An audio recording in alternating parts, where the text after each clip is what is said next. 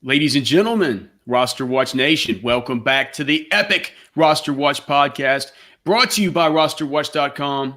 My name is Alex Dunlap here with Byron Lambert, broadcasting the pod live on Facebook, Periscope, Twitter, Twitch, YouTube. I forget where else we're pouring this thing out, Byron. Everywhere possible. All free channels. We want everybody to hear and subscribe wherever you listen to your podcast, Apple Podcasts, Stitcher, Spotify. You can find the Roster Watch podcast there. And please, if you're in there, give us a 5-star rating and review. It certainly helps us a ton, and we definitely appreciate it. We're going to be bringing you a ton of content starting next week at the Combine. We'll keep you posted as far as our broadcast schedule on SiriusXM, but certainly we'll have a bunch of content from each day there in Indy here on the podcast feed. So make sure and stay tuned in. Byron, before we get into some of the best ball talk, I know you wanted to round out the running backs. I need to just finally just say enough's enough and get this best ball cheat sheet up. But before we do it, we got to kind of go over a few final things. You wanted to talk about a few players at the running back position. Before we do, we have some quarterback news. Looks like my high school teammate Drew Brees from right here, Western Travis County, is going to come back for a 2020 season. Do you think he still has any juice? I think he has enough juice. Definitely not the same player that we used to see, right? I mean, but that's no surprise. I think it's enough juice. I mean, the Saints were in contention this year. That was a bad playoff game at home against the Vikings. I think Drew Brees has enough, man. He's a point guard at this juncture in his career. So he just got to get the ball in the hands of all these guys. And from a redraft perspective, obviously this is good news for all the major players Thomas over there. And yeah, I think, Kamara still maybe we spoke about Kamara a couple episodes ago in best ball, and we have him slotted basically back to back or right behind Aaron Jones, maybe like a low end RB1 type player or type best ball selection at this point. And Drew Brees coming back solidifies that. Michael Thomas is the top dog, and difficult to see that changing. So I guess I just wonder from a dynasty's perspective, Alex, I mean, when do you start clearing the deck of these elite Saints players? Do you just have to hold on to them and bite the bullet? And is there dynasty studs, or do you just go ahead? You got Drew Brees back for one more year. You ship those guys off to a team in front runner in contention in your dynasty league for a huge haul of future assets. And I just rebuild mode. I don't know. It's so Teddy Bridgewater is going to be gone. It doesn't. I think Bridgewater sucks. I think that whenever he comes in there, I know he won football games this year. I know that Michael Thomas didn't necessarily fall off this year when he was in there. Alvin Kamara certainly did. If you look at what he was able to do whenever Teddy Bridgewater was on the field with him, they're talking about, like, I was just reading on Roto World. I'm like, where do they come up with it?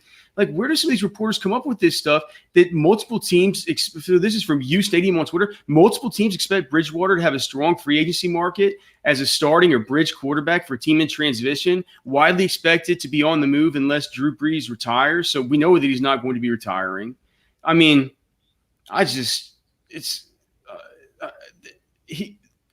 Tom, what is this? Jeremy Fowler is expecting that he's going to get paid $30 million a year? I mean, what are the Carolina Panthers doing, even thinking about possibly getting rid of Cam Newton at like $10 million less than Teddy Bridgewater? $30 million? Worth mentioning that, I mean, you just brought up Cam Newton. Worth mentioning he looks like he's going to be back for football activities, but the jury's still out in Carolina what his future viability is there. I mean, there's obviously a supply-demand issue with the quarterback position. And Alex, we always talk about it. It's a big supply this year. It's a big supply this year. Exactly, because you've got the Daltons, you've got the Mariotas, you've got guys like possibly Jameis. Possibly right? Jameis, possibly Cam, Rivers, possibly Brady. It's like the biggest offseason storyline is what's going to happen with all these quarterbacks.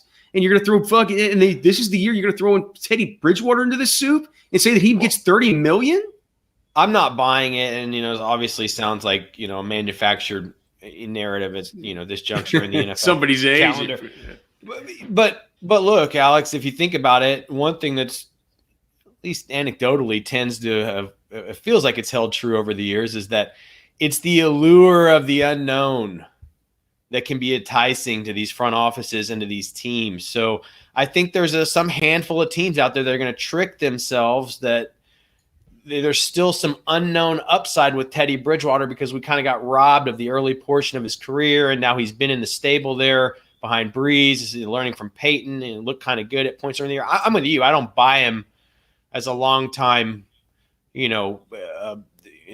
high ceiling starter in the NFL, but that's kind of the antiquated train of thought that some of these teams, I think they just revert to, is like it's a guy they always kind of liked, and they feel like there's the allure of the unknown. So it'll be interesting to see how that unfolds. I mean, you're hearing about Dalton, Mariota, all these guys, and a number of potential destinations. The quarterback of the league is short on quarterbacks still. I mean, it's an annually holds true. Well, for redraft purposes, we're going to talk about the best ball cheat sheet. For redraft purposes, I think what this does is it makes it perfectly okay in PPR leagues to consider Michael Thomas at the 4, maybe the 3, if you're not comfortable with Zeke. I think that's fine. In Dynasty, what do you do? What do you do in Dynasty? I think that I shop those guys for sure. I'm shopping all my stud stains just to see what's out there. I'm gonna always need at least, if I'm shipping off a high-end player, I need at minimum 2 very, very good assets with upside, hopefully, that I feel like I'm buying low on in return. And that could include first-round draft picks and rookie drafts or whatnot. Now, I think Michael Thomas is a guy you can ask more for. I mean, he's the top dog. He's the elite of the elite. So a guy like him, I probably see if I can get, 3 quality assets in return to make that worth my while. Let me just toss out a couple of trade scenarios for you for Michael Thomas, okay? Let me just toss out a couple to you. And think about him for Dynasty. So think about these guys' age and stuff too. Allen Robinson and 1.03.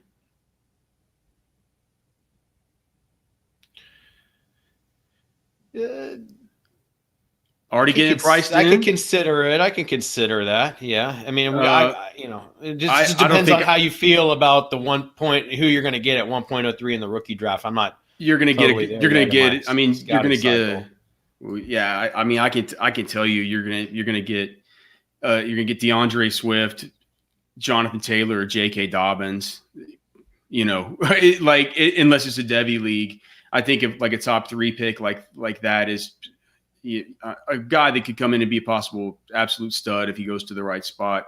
All right, what about that's a good starting point. I'd see if I could squeeze a little more. Alex, the thing you can always do here is throw a second guy in with Michael Thomas that maybe you think is overvalued, and then you can maybe ask for a little more in that haul in return. Would you take DeAndre Hopkins in a 2? A round 2 pick? Yep, round 2 rookie pick. Considering that DeAndre Hopkins is going to have Deshaun Watson for the foreseeable future. I think so. I'd try to squeeze for more. I don't think it's quite there, but that's on track. And squeeze for more. Okay. Just let me do one more of these things. How about Kenny Golladay and Chris Carson in a 2 for Michael Thomas in a 3? Can't do it. Can't do it. Can't do that. It's because the name Chris Carson, and the name Chris Carson was not a name that you wanted to hear, maybe like a Leonard Fournette, a Derrick Henry, a Kamara, somebody like that. It needs to be somebody a little bit. Maybe would you do that same deal with Mixon? Golladay, Mixon in a 2, and you get in return Michael Thomas in a 3. So you give up Michael Thomas in a 3 for Golladay, Mixon in a 2. Yep. Yeah, I'd consider. You start thinking of that. If that's gonna be a good 2, got to be a good 2. So I think that's about where we are with Michael Thomas. About where we value him. I think that's a good exercise. That's about how we see it. I'm not saying I want to go out and absolutely get rid of him, because now that the news is out, I mean, everybody knows that Drew Brees is not going to be around for much longer.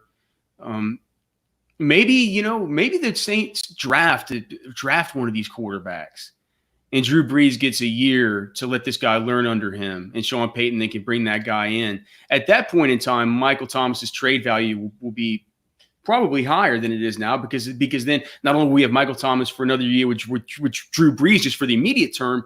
Now we have a possible succession plan for Drew Brees, to where we're not worried about life after Drew quite as much, if there could be somebody being groomed. Right, you can bake that into the equation about how you value his sort of lifetime value for dynasty. Well, Alex, and I'd add, there's another way you could potentially work a Michael Thomas deal as well. I mean, when you're working from the mountaintop, with a prospect like Michael Thomas, for the most part, you're looking down. So by default, you're kind of stuck liquidating him, hopefully for assets that you find desirable, and a good deal where really the person who's receiving Michael Thomas is quote unquote overpaying from you. Now, there is a potential way you could flip that on its head a little bit. If potentially you are deep at wide receiver, you could potentially go to like the Saquon Barkley, maybe even the Christian McCaffrey owner, and see if you could take Michael Thomas plus a player and trade up if they happen to be, deep at the running back positions. Obviously unlikely, but I wouldn't only look to liquidate. Before I liquidated Thomas, I would certainly see if there's one or two players that I value any more across my dynasty league that maybe I could use Thomas to trade up for, Alex. No, that's fair enough. That's an interesting way to think about it, for sure. What was there something else at the quarterback position you want to talk about before we talked about the running backs on the best ball sheet? Mike Tomlin saying that Big Ben looks like he'll be the starter in week 1 and should be ready for week 1. Do you believe Mike Tomlin that he doesn't believe Mason Rudolph said anything bad to Myles Garrett? He said if he said anything like that, he's like, my ass would have heard it. I would have heard it. I talked to a bunch of players. The fact that I didn't hear anything about this makes it cockamamie. Yeah, it's a tough subject, man. I mean, There's tough subject. Hopefully he didn't say anything like that, and there hadn't been anything to corroborate it so far. So I guess I'll believe Mike Tomlin on this one. And but do you believe him about Ben? He can't even throw a tennis ball. I think so, man. They got a good defense, and I guess so. You're concerned about his health more than whether they're really bringing him back for another big run this next year. I mean, it's obviously up in the air, but I think his best case scenario for any of the assets there in Pittsburgh is that you get Big Ben, even if it's a diminished Big Ben. I mean, what are you looking at? You're looking at a rookie quarterback, or, I mean, obviously Mason Rudolph and Duck Hodges were big downgrades last year. And well, what are you doing with Juju if you have him? What are you going to do with Juju?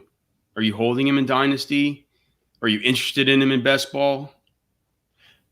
I could be interested in best ball with Big Ben coming back. If it's a buy low scenario on Juju, whose value was astronomical last draft season, if that thing has come back to earth, then, he comes back to the fold as a very viable player for this year. And certainly in Dynasty, it could be the same situation where, look, we like Juju long-term, but if you're afraid that quarterback situation is on the verge of drying up there in Pittsburgh, it might not be a bad time to investigate whether you can package Juju up, consolidate him, and move him for a player or some assets you like more in your Dynasty league. I think best ball and redraft, if we get Big Ben back, Juju's probably just fine.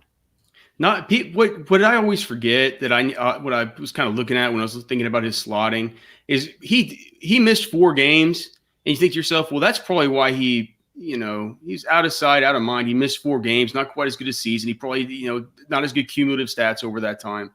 But even if you look at it on fantasy points per game, he was wide receiver 64 in PPR last year.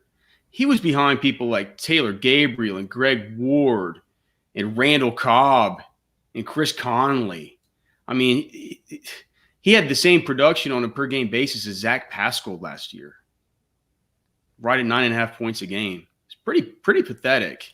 Well, I mean, we didn't get the question answered last year. I mean, the big $64,000 question. I mean, Juju was being drafted as an alpha dog last year. Shit, he was going middle of round 2 last year as a low end wide receiver 1, and so we didn't get that question answered. We don't know if he's a standalone stud wide receiver 1, or much less a pure full blown NFL wide receiver 1, and we were kind of robbed of finding out this last year. So it will be a speculative season once again in fantasy for Juju. I guess the way you'd have to look at it is his ADP will just have to come down enough to where you can stomach getting in. I mean, to your point, you'd love to, draft him as a low end or wide receiver 2. Really you'd rather draft him as a wide receiver 3, which I'm not sure ADPs will ever dictate that out. But there's still going to be a camp of people that think he's got wide receiver 1 upside. So I haven't priced in too high, right? Because I haven't priced into where he would be more of a middling wide receiver 2 if you got him. I think you're right. He needs to – I think just because I'm going to want 2 running backs and 2 wide receivers probably before I take a wide receiver 3. It's like – it's almost necessitates Juju Smith-Schuster going in the 5th round. Well, I think it probably puts him in the conversation with some of the boom-bust RB3s that have come into focus at that level of ADP in best ball drafts. And, my takeaway when perusing those ADPs and looking at that whole cast of running back characters in that range is that, the opportunity cost of drafting one of these boom-bust RB3s kind of in those middling rounds that you're talking about is the opportunity cost are some very good wide receivers living at those ADPs currently. The Terry McLaurins, the DJ Charks of the world. Yep. So what I'm hearing you saying is maybe we get a little more comfortable.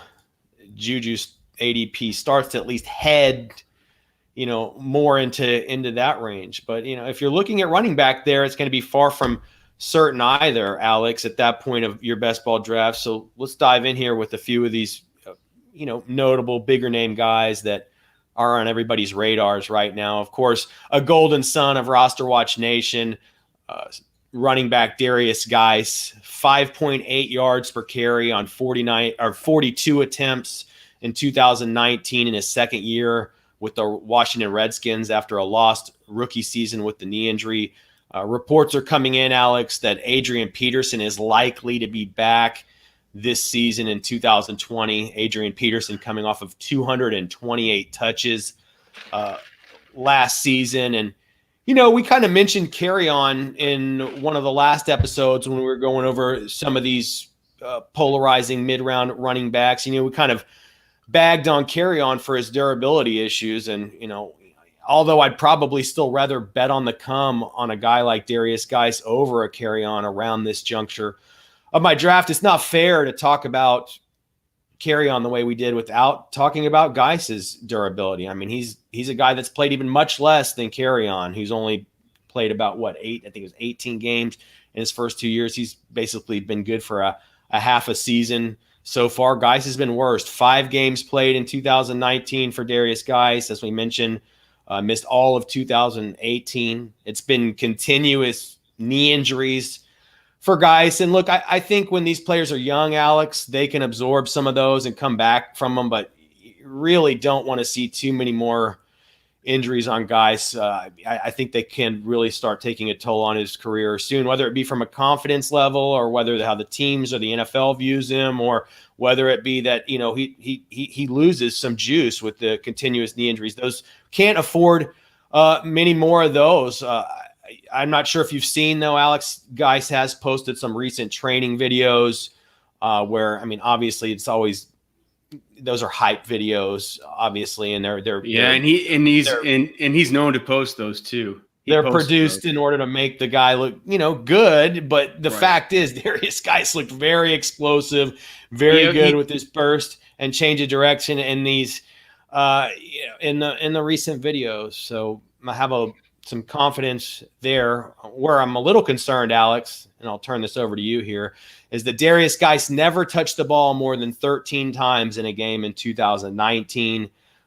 We know, having scouted him very closely, that he is a 3-down capable back who we believe has workhorse potential if he can stay durable and stay healthy, which really wasn't a issue, prior to the NFL. Hopefully he gets that second NFL puberty, that NFL body, and that durability emerges here, because we saw the serious upside, Alex, late in the season where Darius Geis and that weeks 13 and 14, I mean, my God, he averaged 11.4 yards per carry.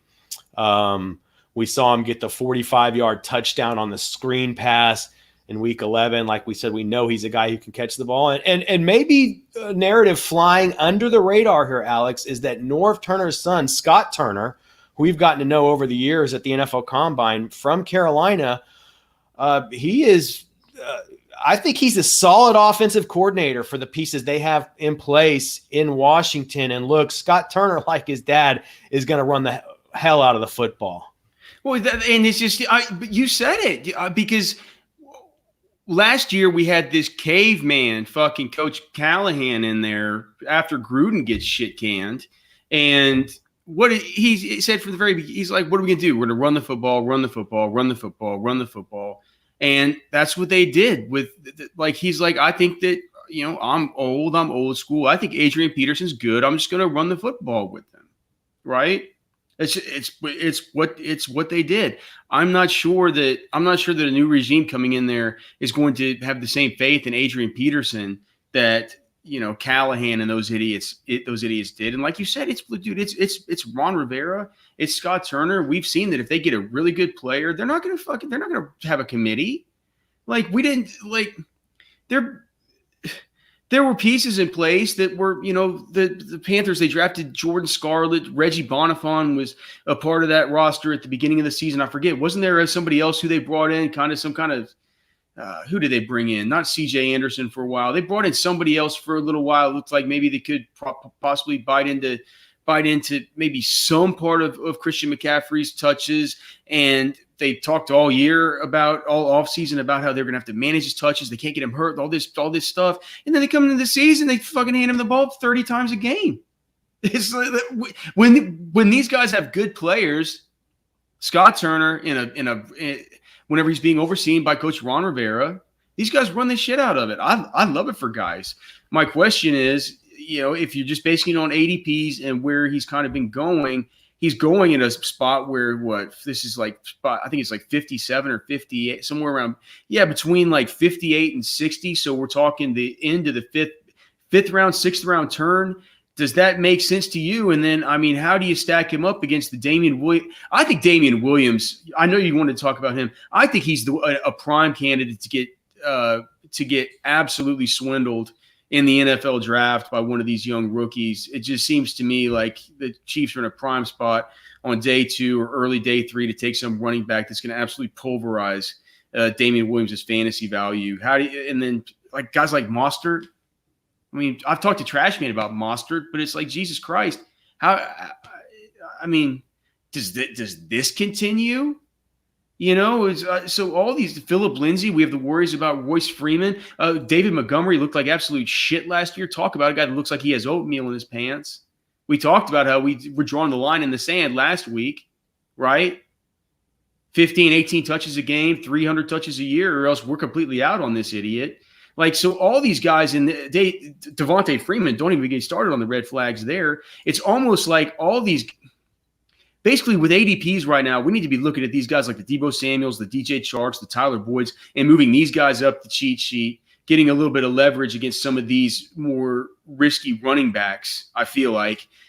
And in doing so, I'll be interested to hear, I mean, do you like guys better than everybody that I just mentioned, considering all their red flags? Philip Lindsay, David Montgomery, Raheem Mostert, Damian Williams.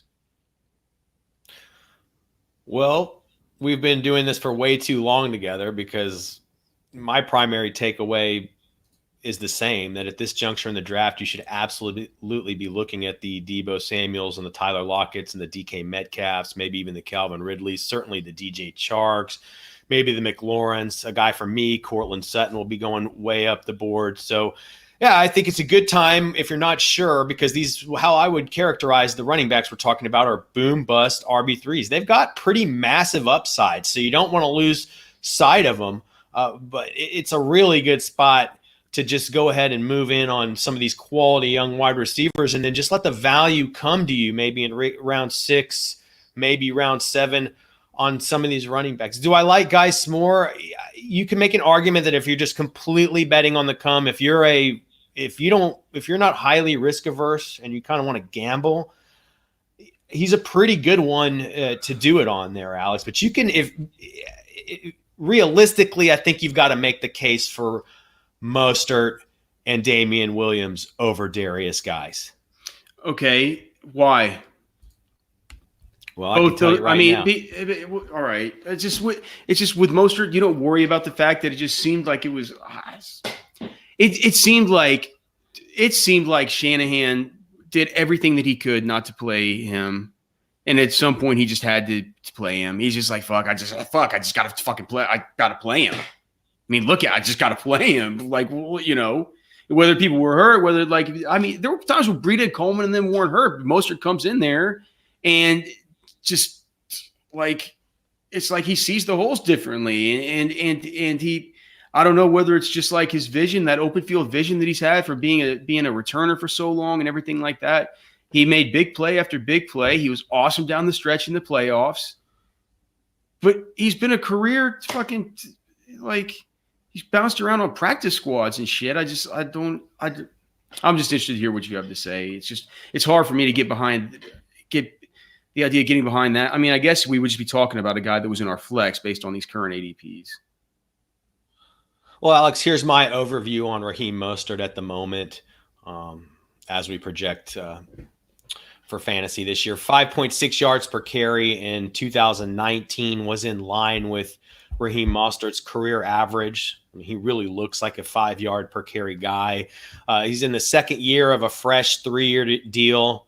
We've got Matt Breida, who's a restricted free agent. Let's see if they tender him or let him go. I mean, I can't imagine he's going to get a massive priority from the team. The 49ers have cap space, but they are in the bottom 25% in the league in terms of cap space currently. So that makes it difficult for me to see them taking the $5 million hit on Tevin Coleman when they can get out of that deal for free. Obviously, they can look to the draft to replace those guys. What about McKinnon? What about McKinnon? Well, I was just about to get there. Let me see.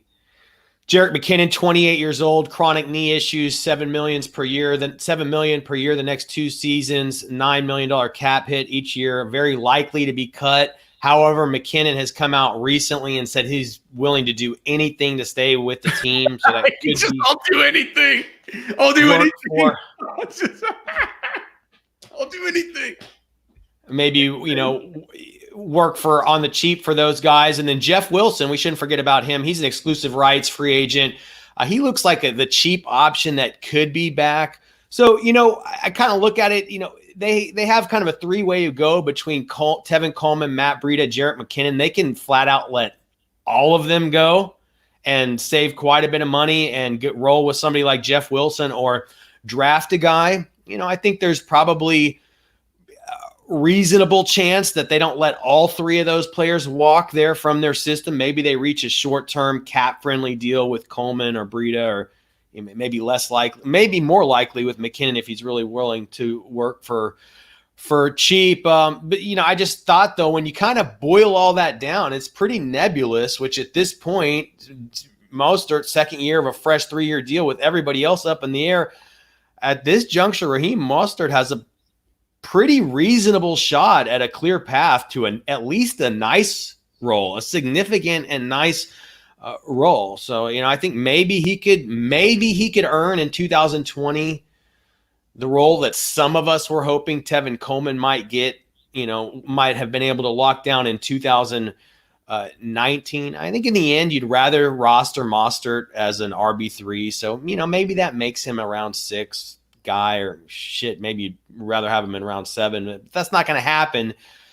given ADP. So I maybe the expectation is that one of those guys comes back, Tevin Coleman, Matt Breida, or Jerick McKinnon. Let's bake that into the equation. I think they might look to the draft for somebody, but somebody who probably isn't going to take playing time away from Mostert off the top. So if you look at this and you say it's Raheem Mostert and it's Jerick McKinnon and Jeff Wilson next year, I mean, how do you feel about that? Or if it's Mostert and Breida and Wilson, or Mostert and Coleman and Wilson, does that clarify the picture for you at all, Alex? I mean, well, yeah, if it's Mostert, Breida, and Wilson, yeah, that definitely clarifies it for me, and it makes me like him a lot. We had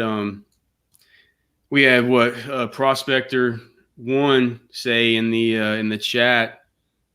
Is it better to have 60% of the Niners work or 80% of the Skins work? It's kind of an interesting way to think. I want 80% of the Skins work. Yeah, I like the Niners. Alan Seslowski earlier said, guys, Sony carry on what we all thought was a rock solid mid part of that running back class. It's interesting to see how everybody's kind of where we are. Durability issues with those guys. Well, it's big. We haven't fully seen it out of guys. You know, like Byron said, man, that guy's a golden son. It's just these are gonna be tough guys to choose between, and I'm almost with Byron. It's like as I look at this and I look at the cheat sheet, I look here at some of these guys that I think should be going earlier and players who went earlier than I imagined in that SiriusXM mock that I did the other night with a bunch of sharp people, and it makes me realize that guys like DJ Chark, Tyler Boyd, Terry McLaurin, maybe even T.Y. Hilton, with I think people maybe anticipating Phillip Rivers going there to Indianapolis or something like that. Oh God, you wouldn't like that for Hilton? No, I mean Phillip Rivers is washed. I wouldn't mind seeing him behind that offensive line and with a bunch of his old coaches that he likes so much. They apparently kind of want him. So it makes me think that I'd rather maybe take one of those guys towards the end of, if I'm picking at that 5-6 turn, take one of those guys at the end of round 5 and then just see which one of these running backs between guys, Damian Williams, Raheem Mostert, falls to me in round 6 if one of them did. What was your take on Damian? I think that's a solid strategy right now on Best Ball, Alex. Damian Williams, 4.5 yards per carry this last season after what I think it was 5.1 yards per carry the season before. I thought an interesting note on Damian Williams is that he had never averaged even 4 yards per carry prior to the last couple of seasons. Damian Williams, Kansas City Chiefs, 13.5 touches per game in the regular season in 2019. Obviously, he's had the big playoff performances the last 2 seasons. Only 20 touches once during the regular season in 2019 for Damian Williams, and only once during the regular season in 2018 as well. Of course, Damian Williams did go for back-to-back 20-plus touch games in the championship and the Super Bowl and the playoffs. We saw an uptick in targets at the end of the season where he was starting to come in with more like 3.5 or he was 3.5 targets per game on the season. He was coming in at more like 4 to 6 targets down the stretch there. So Damian Williams, final year of a 3-year deal in 2020. You know, we always believe that's when they're going to run these players' wheels off. They've got him on the cheap for a couple million. We got Darrell Williams entering the last year of his deal also on the depth chart there in Kansas City. He obviously has outperformed what people expected, but Darrell Williams was injured and I believe headed to IR early this last season. Not much of a threat to Damian in the big picture. We got Darwin Thompson on deck. I know, Alex, you think that the Chiefs might go back to the well and draft somebody there. So, you know, I guess my concern with the Chiefs and my primary concern with Damian Williams, I mean, appears he has a very clear path to at least that lead role. And I think you could argue for a bounce back, from last year, because last year was such a disappointment based on ADP. If ADP comes to earth, you can make an argument for the bounce back. But obviously what really concerns you is the 13.5 touches per game. He's only gone for 20 touches in a game during the regular season twice in the last 2 years. That's a big problem. And when I try to analyze why that is, I just think the Chiefs are so good especially with an improved defense and they can score so many points. Like Andy Reid, I wonder if this last season, we know Damian Williams missed so much of the season because of the injury in week 1, and they brought LaShawn McCoy in and all these things. But I wonder if Andy Reid's plan all along wasn't kind of like to pace the usage of a player like that, because he knows in the end they're going to be in the playoffs. It's a long season. He's not trying to beat these guys into the ground. I think maybe some of his better players. So part of me wonders if that's just Andy Reid's plan, is to kind of pace the usage of a player like Damian as their lead guy, because they're pretty thin behind him, and save him for the playoffs, which is obviously a huge problem during the fantasy season. I think the plan was to have Kareem Hunt. Not to have this dumbass go off and do some stupid shit and get stuck with Damian Williams. Get stuck with him. He's stuck with it. Like, they don't know Damian Williams a thing next year. Byron, they're gonna draft a running back. Is it like, can you look at all these good running backs that are good receivers that are in this draft? They're out the wazoo. There are tons of these guys. Cam Akers caught 30 balls last year. J.K. Dobbins, 23 balls. Even guys like Eno Benjamin, 42 balls. Our guy Antonio Gibson caught 38 balls. Even Keyshawn Vaughn caught 28 footballs last year. Clyde Edwards-Helaire from LSU caught 55 fucking footballs. Like, they're gonna draft a pass catching running back. Well, I think it's gonna swindle Damian Williams. How many other players stand near the chance of getting swindled as Damian Williams? Ronald Jones, the next and the last guy on my list here. Yeah, I think Damian Williams. You have to say 12 to 18 touches for Damian Williams. 18 on the way good side of things. If you want to live in reality, you got to probably plan for like 13 to 15, 13 to 16 touches. And in the end, granted, it's on a fantastic offense, so there can be a lot of production that's kind of tangential to that, or is a derivative of that, Alex. But I'd say that it would have to be a low-end RB2 or high-end RB3 designation that would have to accompany Damian Williams right now, and not a guy that you're going to want to go crazy on. All right, what about Ronald Jones quickly? We shouldn't have much to talk about here. He's going to get swindled. Yeah, Ronald Jones, 203 touches in 2019, 12.7 touches per game. That ticked up a little closer to 14 or 15 touches a game down the stretch. 4.2 yards per carry for Ronald Jones last season, and what was, a quasi breakout, 42 targets. And he had two. Yeah, Ronald Jones had 2 20-touch games last season. We know that's the name of the pod, Ronald Jones quasi breakout. we know that Peyton Barber is a free agent heading into the offseason. Agunbowale is entering the last year of his deal, and we've got Ronald Jones heading into the third year of that 4-year rookie deal. So, to your point, Alex, everybody in the industry is expecting Tampa Bay to draft a running back. And so I think that leaves you in a situation where, from a best ball perspective, you have to bank on Ronald Jones being a flex, albeit one with upside if for some reason Tampa Bay doesn't go early on running back in the draft. Who do you pick? Ronald Jones next year or Sony Michel? Probably Ronald Jones. That's all right. That'll be the pod, but I don't think I take Ronald Jones. I'm just on the upside at this point on the off chance that he gets some more run. Sony Michel is shitty, dude. I think Damian Harris probably start getting a little action this year. So word. All right, man. Well, thanks to everybody who watched on Facebook, YouTube, Periscope, Twitter, Twitch. I don't know. Does anybody watch on Twitch? Maybe you guys should comment next time and let us know if anything's going on over there, whether we're just screaming into the void. But regardless, if you enjoy this, please go and subscribe to the podcast on Apple Podcasts, Stitcher, Spotify, wherever you listen. Or if you like watching them like this, just make sure and subscribe here on our channel. We appreciate it, guys, and we look forward to talking to you soon. I'll be back later in the week with the disgusting and their miserable trash man. Peace.